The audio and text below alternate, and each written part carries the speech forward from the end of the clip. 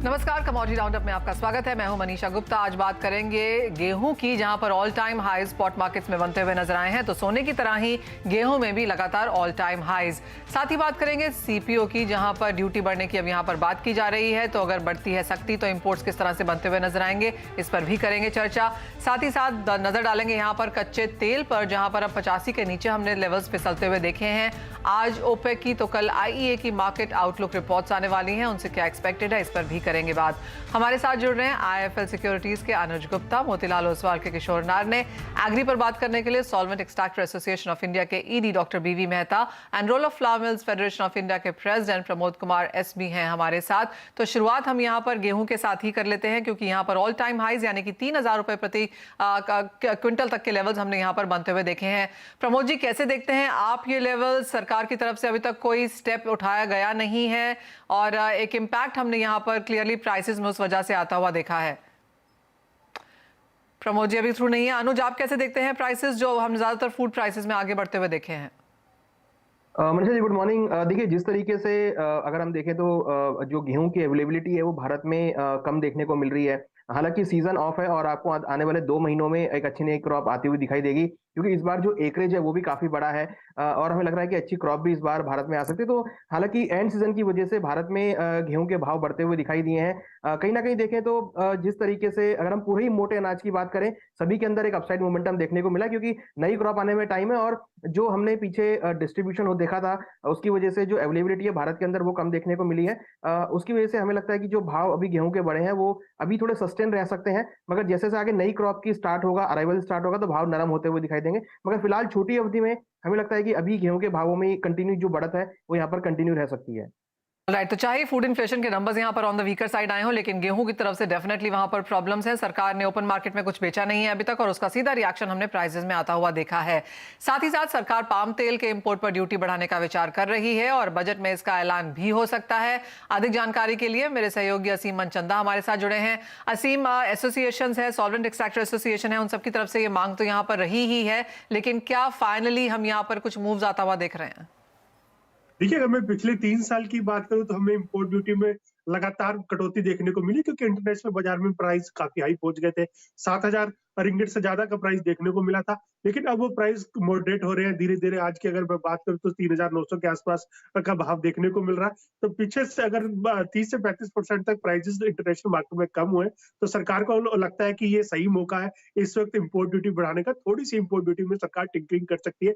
5 से लेकर के 7.5% तक कस्टम ड्यूटी बढ़ाई जा सकती है। खासतौर पर अगर पिछले 1 साल की बात करूं तो डोमेस्टिक मार्केट में भी प्राइस कम हुए हैं। 10 से 15% का आपको प्राइस पिछले साल के मुकाबले कम देखने को मिल रहे हैं। इस बार जो ऑयल सीड्स के अगर प्रोडक्शन की बात करूं, सोइंग की बात करूं, तो भी काफी अच्छा देखने को मिल रहा है। तो एक थोड़ा सा मौका सरकार के लिए यहाँ पर बनता है कि वो कस्टम ड्यूटी से टिंकरिंग करके उसको बढ़ा दे, क्योंकि सरकार ये भी चाहती है कि आत्मनिर्भर बनाया जाए भारत को ऑयल सीड्स के अंदर। इसके लिए सरकार ने ऑयल सीड मिशन और नेशनल पाम मिशन की शुरुआत भी की हुई है, तो उससे भी अच्छे रिस्पॉन्स देखने को मिल रहा है। तो उसको सपोर्ट करने के लिए सरकार 5 से लेकर के 5.5%, 7.5% तक कस्टम ड्यूटी में बढ़ोतरी कर सकती है।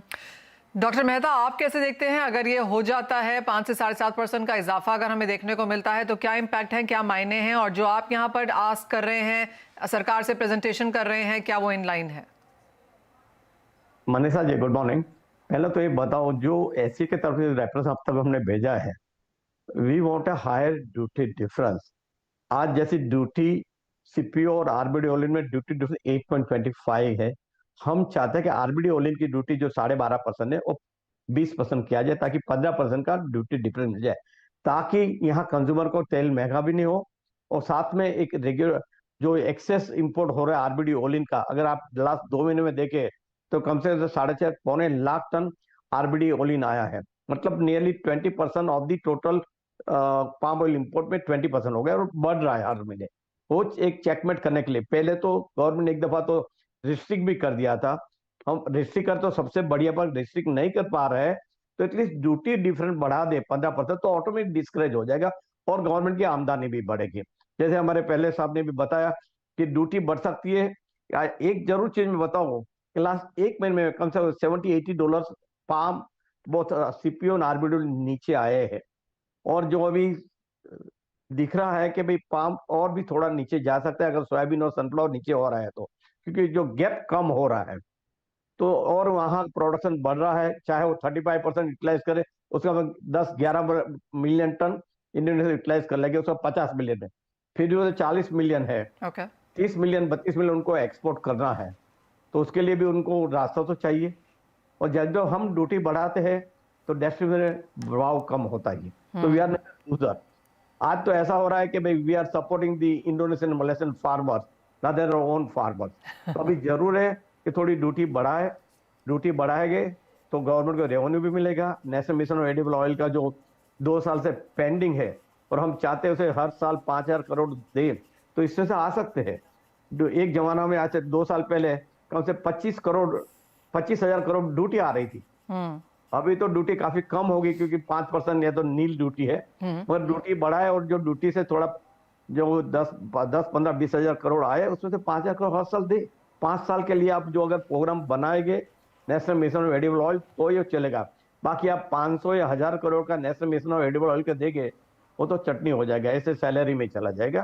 तो गवर्नमेंट को अच्छी फंड देनी चाहिए तो करना है। और हमको काफी साल उम्मीद है कि national mission of edible oil में गवर्नमेंट अनाउंस भी करेगी बजट में, और साथ में फंडिंग भी जो प्रॉपर फंडिंग देना है वो भी करेगी, ऐसी पूरी उम्मीद है। क्योंकि गवर्नमेंट भी अभी चिंतित है कि लास्ट ईयर हमने 1.5 लाख करोड़ स्पेंड किया इंपोर्ट के लिए, तो ये साल भी जो लगता है जैसे तो भाव कम हुए हैं फिर भी 1,10,000 करोड़ का तो बिल होने वाला ही है। जो पहले आज से 3 साल पहले 65-70,000 करोड़ का बिल था, तो वो भी बिल काफी चिंतित का विषय है और गवर्नमेंट ध्यान देगी। और अगर देखें 3 साल से बजट में मैडम फाइनेंस मिनिस्टर बात कर रही है 10 साल में हम सेल्फ निर्भर और सेल्फ सफिशिएंट हो जाएगा एडिबल ऑयल में। ग्राउंड रियलिटी में क्या है आप जानते हैं, मैं भी जानता हूँ। हम चाहते हैं कि national mission of edible oil जल्दी से लॉन्च किया जाए, सफिशिएंट फंड दिया जाए, तो 5 साल में जो हमारी आज 60-65% डिपेंडेंस है, अगर if you can bring down to 40 और 35%, that would be a good achievement. अगर आत्मनिर्भर बनाना है तो आपको 15-20 साल का प्रोग्राम लेके चलना पड़ेगा, ओवरनाइट कुछ नहीं हो सकता। एब्सोल्युटली, और उसका काम अभी से यहाँ पर शुरू करना होगा तो 15-20 साल के यहाँ पर कुछ निकल के आएगा। तो आपको लगता है मिस्टर मेहता कि बजट में जहाँ तक एडिबल ऑयल की बात है, फंडिंग और जो नेशनल मिशन ऑफ ऑयल का लॉन्च है, ये दोनों चीजें हम इस बार यहाँ पर आता हुआ देखेंगे, और इसके अलावा भी आप कुछ एक्सपेक्ट कर रहे हैं? मेन तो ऑयल सीड का फोकस कीजिए, oil seed production product focus वही हमारा 1 पॉइंट एजेंडा है कि ऑयल सीड की प्रोडक्शन है, प्रोडक्शन कैसे बढ़े। उसमें हम भी जुटे हुए कैस्टर का मॉडल फार्म चला रहे, मस्टर्ड के मॉडल फार्म देख रहे, और वहाँ काफी 30 से 40% प्रोडक्टिविटी बढ़ रही है। मैं 2 दिन राजस्थान और वहाँ था, गुजरात में था, जो हमारे मॉडल फार्म की प्रोडक्टिविटी आप सरप्राइज है, ऑल इंडिया एवरेज है 2,000 किलो की, हमारे मॉडल फार्म में 4,000 से 6,000 किलो आ रही है। तो हम वो रेप्लिका करना चाहते हैं ताकि आज, और एक भी जरूर है मॉडल जो कैस्टर मॉडल फार्म आज से 6 साल पहले जब ये प्रोग्राम चालू किया 1,500 की एवरेज थी, आज 2,200 किलो की एवरेज पे पहुंचे, और हमारा टारगेट के 3,000 किलो तक की एवरेज में कैस्टर को लेके जाना है, और उसमें हमारा प्रयत्न है। तो ऑफकोर्स काफी सारा काम यहाँ पर जारी है, और ड्यूटी को टिंकरिंग जो की बात की जा रही है, जैसे असीम ने भी कहा और डॉक्टर मेहता भी कह रहे हैं कि इस बजट में शायद यहाँ पर कुछ सुनने को मिले, तो एक पॉजिटिव स्टेप हो सकता है यहाँ पर एडिबल ऑयल इंडस्ट्री के लिए। मिस्टर मेहता, बहुत शुक्रिया साथ जुड़ने के लिए। मुड़ेंगे एक बार फिर से गेहूं की खबर पर, और हमारे साथ अब यहाँ पर मनोज जी फोन लाइन पर मौजूद हैं। प्रमोद जी नमस्कार, कैसे देखते हैं आप गेहूं का करंट प्राइसेस? सरकार की तरफ से अभी तक कुछ नहीं आया ओपन मार्केट में, आपको लगता है गेहूं और यहाँ से तेज जा सकती है? नहीं, लेकिन अभी सरकार से बात हुआ है, अभी जॉइंट सेक्रेटरी से बात हुआ है, ओपन सेल 2 या 3 दिन में अनाउंस कर देंगे। सो अगर ये हो जाए तो मार्केट कंट्रोल पे आ जाएगा। Market will go up another 2 rupees before the season ends actually. तो कहाँ पे आप सीजन एंड होता हुआ देखते हैं? आपको लगता है कि इवन एज 2-3 दिन में 2-3 दिन में अभी हमारी टीम दिल्ली में, जब आपसे अभी मैं फोन कट गया था, वहीं से फोन आया था। हाँ जी, तो ओपन सेल 2-3 दिन में अनाउंस हो जाएगा। By tender will be there by next week. और कितना क्वांटिटी आपको लगता है? और अगर 2 मिलियन टन आएगा। और अगर अभी टेंडर यहाँ पर फ्लोट होते हैं तो कब तक फाइनली बाजार में माल आएगा? बाजार में 15 दिन लगेगा माल आने के लिए। तो यानी कि मिड फेब के आसपास आपको लगता है माल आएगा, लेकिन उसका अगर आएगा तो first week, and of first week of फरवरी में आ जाएगा माल मार्केट। तो फिर क्या रेंज बनता हुआ देखेंगे अगले 3 महीने के लिए गेहूं में आप? गेहूं जैसे पर फरवरी एंड में गुजरात और महाराष्ट्र चालू हो जाएगा, फिर around 2400 rupees at the 20, it will come below 2400 rupees at the wherever the production areas में। और यानी कि खासी मुनाफा वसूली यहाँ पर गेहूं में देखने को मिल सकती है, लेकिन आज जो अभी के यहाँ पर 3000 के स्तर हैं 2400 तक भी गिर सकते हैं अगर सरकार की तरफ से गेहूं बाजार में आती है। और उसके बाद तो ऑफकोर्स यहाँ पर हार्वेस्ट आ जाएगी तो वो गेहूं भी बाजार में आनी शुरू हो जाएगी। क्लियरली इसके ऊपर एक नजर रहेगी। प्रमोद जी बहुत शुक्रिया साथ जोड़ने के लिए। इसी के साथ एक ब्रेक के लिए रुकेंगे, जब लौटेंगे तो जोड़ेंगे अपने एक्सपर्ट्स को अपने साथ, बात करेंगे स्ट्रैटेजीज की, क्योंकि अंतर्राष्ट्रीय बाजारों में काफी उठापटक है। कैसे करें आप कारोबार, बताएंगे आपको।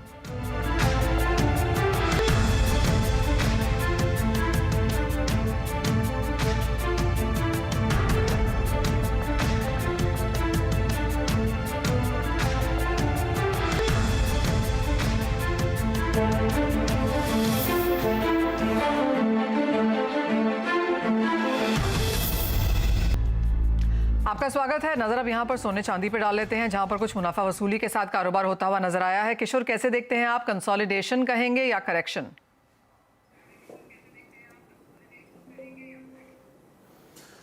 Good morning Manisha. यहाँ पे दो चीज़ें, पहली बात यह है कि मार्केट्स फेड का जो इंटरेस्ट रेट जो बढ़ाने का जो रफ्तार है अभी जो आने वाला जो मीटिंग में है, आई थिंक 25 बेसिस पॉइंट का रेट हाइक का मान के चल रहा है, और शायद ये एक लास्ट रेट हाइक होगा या एक और रेट हाइक आ सकता है। सो मोस्टली हम लोग 5% के आसपास पहुंच जाएंगे। तो वो जो बदलाव है और जो इन्फ्लेशन नंबर्स आया जो एक्सपेक्टेशन से भी कम आया है, वो थोड़ा बहुत जो राहत दिया था डॉलर गिरने में और गोल्ड का जो बढ़ने में, स्पेशली पिछले हफ्ते, आई थिंक उसका जो ट्रेंड है वो कंटिन्यू रहेगा।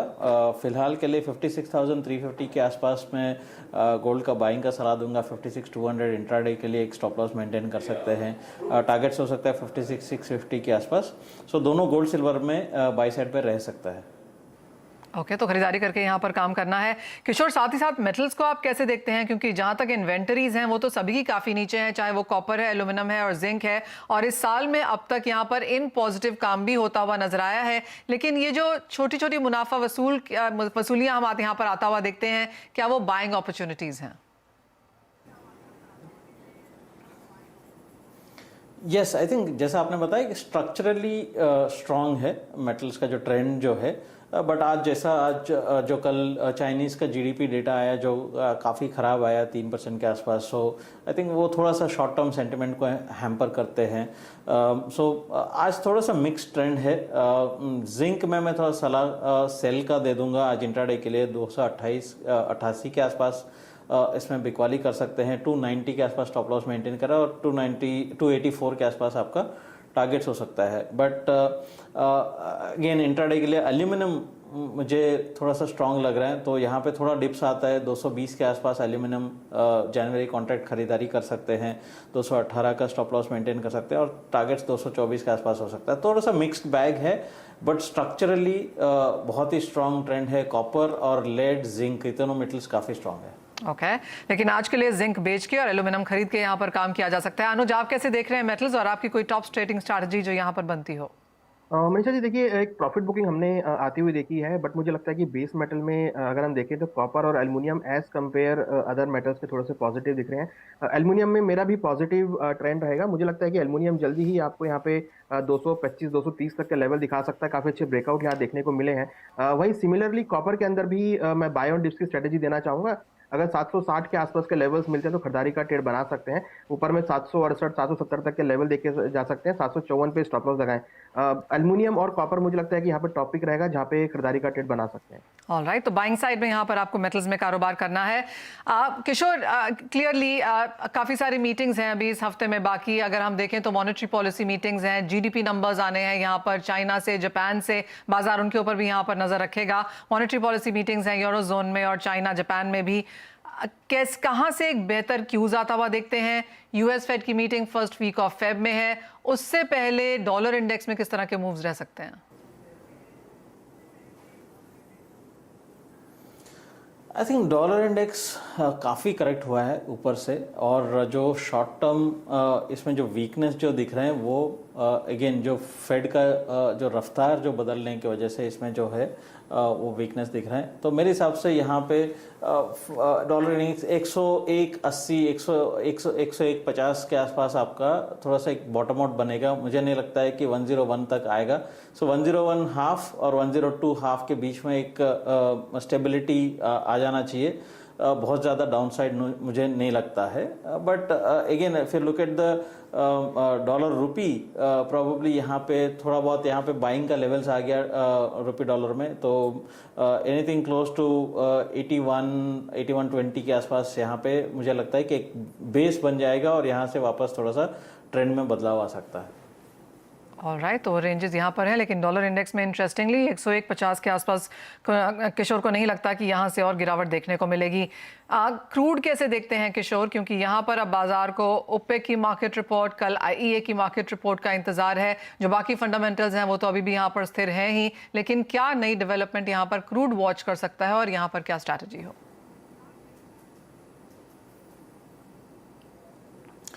क्रूड में जो वीकनेस आया था वो यूरोपियन सैंक्शंस और जो प्राइस कैपिंग को लेकर रशियन ऑयल पे जो प्रेशर डालना चाहिए था उतना प्रेशर नहीं आ पाया, और Russian oil almost free flowing commodity है आज के दिन में। I think some of the countries large consumers like India almost like 33 times more import कर रहे हैं रशियन क्रूड जो है, जो पहले हम लोग करते थे उससे कंपैरेटिवली। सो वो एक नेगेटिव सेंटिमेंट है कि second is that warmer winter और वार्म वेदर की वजह से ओवरऑल एनर्जी कंजम्पशन में थोड़ा सा कम है यूरोप में और नॉर्थ अमेरिका में। तो आई थिंक ये थोड़ा शॉर्ट टर्म फैक्टर्स है, बट मुझे लगता है कि एक बेस बन गया है यहाँ पे। जो 78.5-79 डॉलर्स के आसपास जो WTI है वो थोड़ा सा एक बाइंग लेवल दिखता है मुझे। सो जनवरी कॉन्ट्रैक्ट 6460 के लेवल्स मुझे अच्छा लेवल लगता है कि वहाँ पे बाइंग कर सकते हैं। 6400 का स्टॉप लॉस मेंटेन कर सकते हैं एंड टारगेट आप 65-70 के आसपास रख सकते हैं। अगेन हालांकि अगर थोड़ा सा कम रिस्क लेना चाहता है तो ऑप्शंस में जो जनवरी कॉन्ट्रैक्ट रहते हैं 6500 का जो कॉल ऑप्शन है वो अराउंड लगभग 40 रुपए के आसपास अवेलेबल है, वो खरीदारी कर सकते हैं। 80-85 रुपीज़ के आसपास का आपका टारगेट्स रख सकता है। तो 6500 कॉल ऑप्शन एक शॉर्ट टर्म ट्रेड के लिए बेहतर लगता है। ऑलराइट, फ्यूचर्स में तो हम काम कर ही सकते हैं, लेकिन ऑप्शंस पे भी यहाँ पर ध्यान रखें, और ऑप्शंस में यहाँ पर एक बेहतर काम करने की पॉसिबिलिटी निकल के आती है। एग्री कमोडिटीज में अनुज आपसे एक फाइनल कॉल लेना चाहेंगे। गेहूं पर तो बात हमारी हुई जहां पर तेजी और बरकरार रह सकती है, अभी भी 1.5-2 रुपए आपने कहा चढ़ सकता है। बाकी कमोडिटीज में जिस तरह की मुनाफा वसूली है एग्रीकल्चर स्पेस में, वहां पर कोई टॉप स्ट्रैटेजी? हाँ, देखिए यहाँ पर जीरा में हमने देखा है कि लाइफ टाइम हाई बने हैं और उसके बाद कल हमने करेक्शन आते हुए देखा था। तो मुझे लगता है कि थोड़ा कूल ऑफ और यहाँ पर आ सकता है, क्योंकि कहीं ना कहीं जो वॉल्यूम्स हैं वो हायर लेवल पे कम होते हुए दिखाई दिए हैं। मुझे लगता है कि जीरा में एक बार नीचे 33,000-32,000 तक के लेवल देखने को मिल सकते हैं। तो थोड़ा करेक्शन का माहौल है, कल भी गिरावट थी और आज भी हम देख रहे हैं एक डाउनसाइड इंपैक्ट है। तो फिलहाल मुझे लगता है कि जिन्होंने खरीदारी करी है वो निकल सकते हैं, और जिसको अगर ट्रेड करना है तो फ्रेश शॉर्टिंग कर सकते हैं। हमें लगता है कि 33,000 तक के लेवल जीरा में देखने को मिल सकते हैं।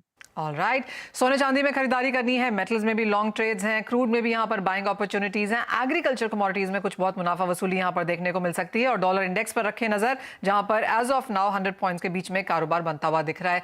बहुत शुक्रिया किशोर आपका और अनुज साथ जुड़ने के लिए, तमाम स्ट्रैटेजीज भी बताने के लिए।